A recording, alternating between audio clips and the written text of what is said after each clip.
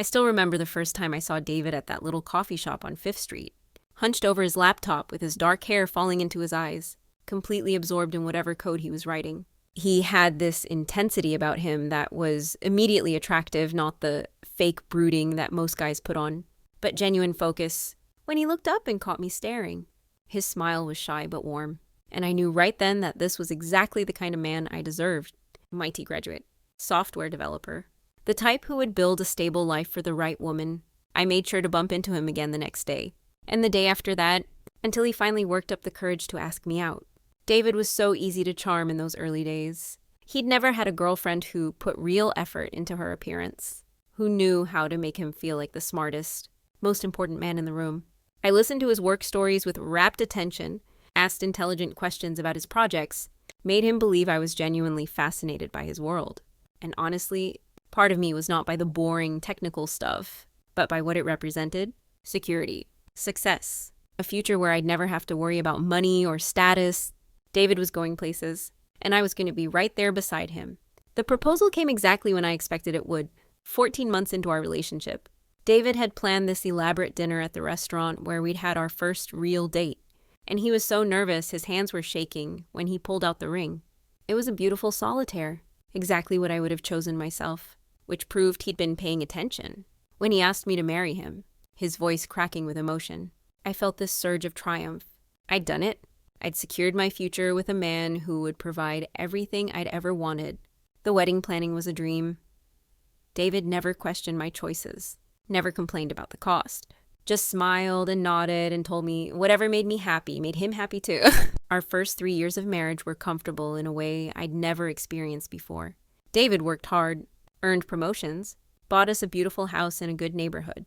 He was attentive and thoughtful, always remembering little things like my favorite flowers or the way I liked my coffee.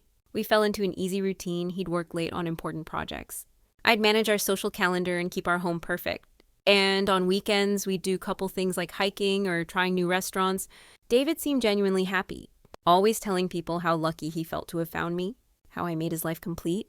But as time went on, I started to feel restless. David was so predictable, so safe. He came home at the same time every day, watched the same shows, had the same conversations about his work. I found myself wondering if this was really all there was to life. Then Jake came back into the picture. David had mentioned his younger brother before, but always in passing, Jake was the family screw-up, the one who dropped out of college to chase some entrepreneurial dream in California that had obviously failed. When David told me Jake had reached out wanting to reconnect, I was curious despite myself. David met him for dinner first, just the two of them, and came home talking about how much Jake had changed, how he seemed more mature now, ready to get his life together. There was something in David's voice when he talked about his brother, a mixture of protectiveness and admiration that I'd never heard before. It made me want to see what kind of man could inspire that reaction. The night David brought Jake home to meet me, I felt an instant electric connection that I hadn't experienced in years. Jake was everything David wasn't: spontaneous, passionate, a little dangerous. Where David was careful and methodical, Jake was impulsive and charming. Where David analyzed everything to death, Jake trusted his instincts. He had these intense green eyes that seemed to see right through me. And when he smiled, it felt like he was sharing a secret meant just for me. David was so proud to introduce us, so happy to have his brother back in his life. And I played the perfect supportive wife while my heart raced every time Jake looked my way. It started innocently enough. Jake would text me asking about David's schedule, saying he wanted to surprise his brother with lunch or tickets to a game. Then the messages became more personal. He'd ask how I was doing, if I was happy, if David was treating me the way I deserved. He understood things about me that David never had, like how I sometimes felt invisible in my own marriage, how I craved excitement and spontaneity. Jake made me feel seen in a way I hadn't realized I was missing. So, when he suggested we meet for coffee to talk about planning something special for David's birthday, I knew it was just an excuse, but I went anyway. That first afternoon at the little cafe across town, Jake told me I was the most beautiful woman he'd ever seen, that David didn't deserve someone like me. He said I seemed sad underneath all my perfection, like I was trapped in a life that was too small for who I really was. No one had ever understood me like that before. When he reached across the table and touched my hand, I felt more alive than I had in years. We talked for hours about everything: dreams, disappointments, the feeling of being stuck in other people's expectations. Jake had this way of making me feel like I was the most fascinating person in the world. Like every thought I shared was profound and important. The affair developed naturally from there.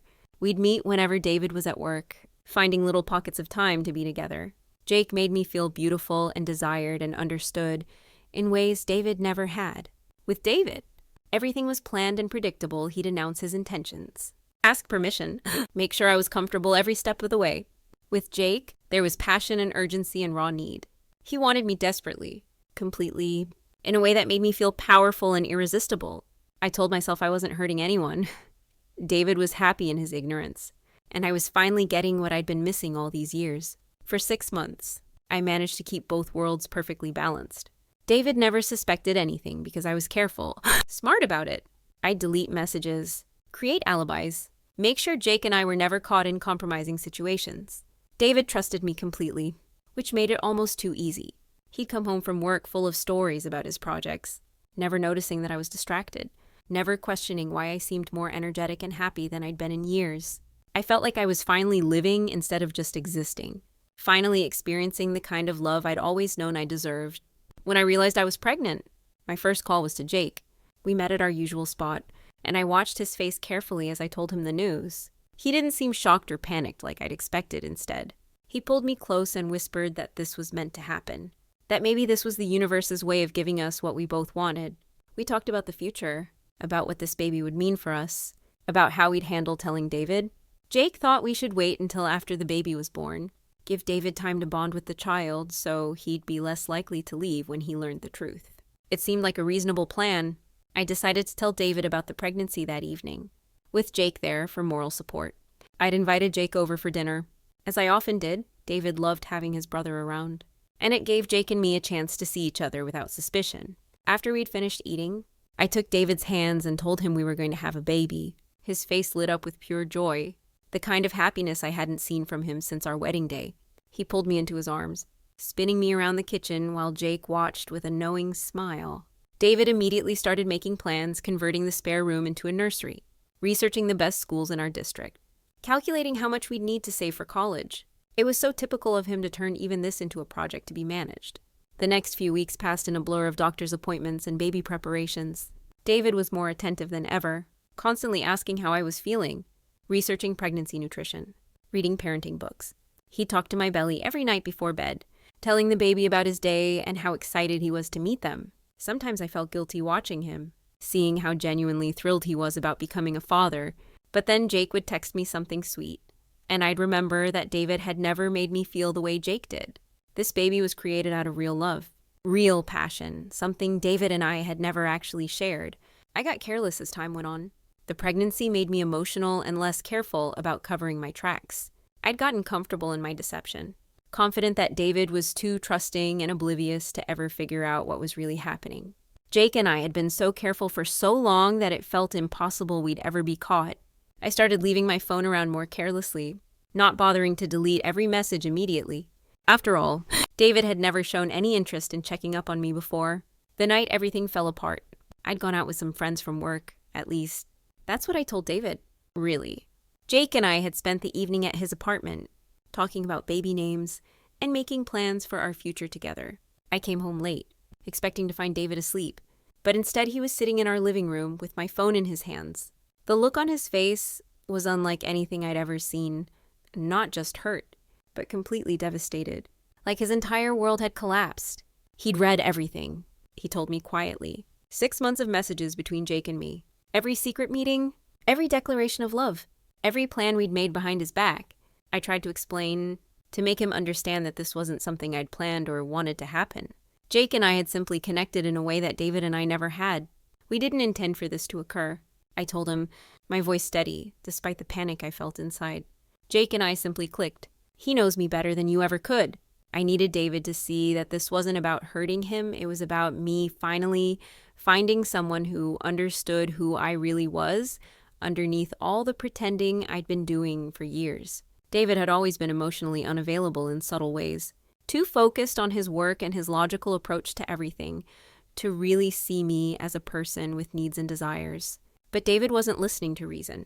He just kept staring at me like I was a stranger, asking how I could have done this to him, to us, to our marriage. He wanted to know if the baby was even his, which honestly hurt more than I expected it to.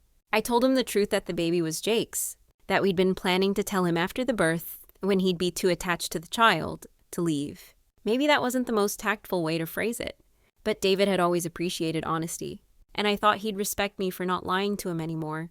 Instead, he just nodded slowly, like something had broken inside him. He told me he'd be staying at a hotel, that I should pack Jake's things because he wouldn't be welcome in the house anymore. Then he walked upstairs, packed a bag, and left without another word. I called Jake immediately, crying and panicking, and he came over to comfort me. We spent the night talking about what this meant for us, how we'd handle David's inevitable overreaction. Jake was confident that David would calm down once he had time to process everything. That family was too important to him to let this destroy their relationship permanently. The next few days were a nightmare. David wouldn't answer my calls or respond to my texts.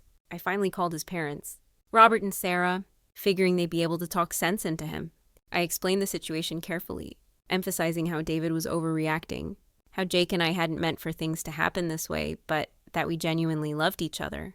I told them about the baby, about how David was abandoning his responsibilities as a father and a husband. Sarah was quiet for a long time after I finished talking, and then she said something that gave me hope. Jake made a mistake, but he's going to be a father now. David must forgive him. Robert and Sarah immediately started calling David, trying to convince him to come home and work things out. They reminded him that family was the most important thing, that Jake had been through enough disappointment in his life without losing his brother too. They pointed out that I was pregnant and needed support, that David had always been the responsible one who took care of everyone else. But David was being incredibly stubborn, refusing to even consider reconciliation. He'd blocked my number, changed the locks on our house, and apparently told his parents that he was filing for divorce immediately. I couldn't believe David was being so cruel and vindictive.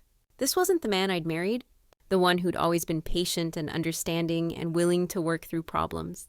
Jake and I decided that David needed more pressure from his family to see reason. We coordinated with Robert and Sarah to have different relatives call him, explaining how his stubbornness was hurting everyone. Not just me and Jake, and his Aunt Linda was particularly helpful. She'd always been close to David and was able to really emphasize how disappointed the whole family was in his behavior. When the phone calls weren't enough, Sarah decided to visit David at his office. I coached her on what to say, how to appeal to his sense of responsibility and family loyalty. "Your father and I have always provided for both our sons," she told him, standing right there in his workplace where his coworkers could see. "It's time for you to take charge." But instead of being embarrassed into compliance, David apparently had security escort his own mother out of the building. The man I'd married would never have humiliated his parents like that, which proved how much he'd changed, how bitter and vengeful he'd become. The divorce proceedings were a nightmare from start to finish. David hired some expensive lawyer who painted Jake and me as manipulative villains, completely ignoring the fact that love isn't something you can control or plan. They made it seem like we deliberately set out to hurt David, when really we'd tried to protect him for as long as possible. David's lawyer had somehow gotten hold of all our text messages and was using them to argue that I didn't deserve any alimony, that I'd forfeited my right to support by cheating.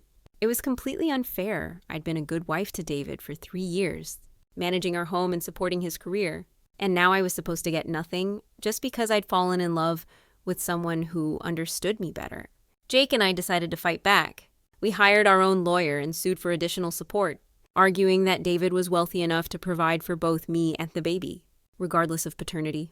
After all, he'd been planning to support this child when he thought it was his. Why should that change just because his feelings were hurt? I was having a difficult pregnancy, struggling with morning sickness and emotional stress from David's abandonment, and Jake was still looking for work after his California venture failed. We needed David to step up and do the right thing, even if he was too angry to see it clearly himself. The judge was obviously biased against us from the moment we walked into the courtroom. She was some older woman who probably couldn't understand how complicated modern relationships could be, how love sometimes happened in unexpected ways. When our lawyer explained our position, she actually rolled her eyes. When David's lawyer presented their evidence, she nodded along like everything they said was gospel truth. The whole process felt rigged from the beginning. During my testimony, I tried to explain how David's emotional unavailability had contributed to the breakdown of our marriage, how he'd failed to meet my needs as a wife and partner. I talked about the loneliness I'd felt, the way he'd prioritized his work over our relationship, the gradual erosion of intimacy between us. I thought if the judge understood the context, she'd see that this wasn't just about an affair, it was about a marriage that had been failing long before Jake came back into our lives. But she wasn't interested in the nuances of the situation. When she delivered her judgment, reducing my alimony by 60% and dismissing our suit for additional support, she made it clear what she thought of us. Parties who misuse the legal system are not viewed favorably by this court. She said, looking directly at Jake and me, it was completely unfair and obviously influenced by David's expensive legal team, but there was nothing we could do about it. The reduced alimony was barely enough to cover my basic expenses, let alone prepare for a baby. Jake was still struggling to find decent work. Somehow word had gotten around about his involvement in David's divorce, and potential employers were reluctant to hire him. David had probably used his MIT connections to poison Jake's reputation in the tech industry, which was exactly the kind of petty revenge I'd never expected from him. We were forced to move in with Robert and Sarah, who were already struggling financially from supporting us through the legal proceedings. I tried reaching out to David one more time when the baby was born, thinking that seeing his child might soften his heart and remind him of the man he used to be. I had Jake send him pictures from the hospital, along with a message about how beautiful and perfect the baby was, how much she looked like the Chen family. But David never responded. He'd apparently moved to Seattle for some new job, leaving all of us behind without a second thought.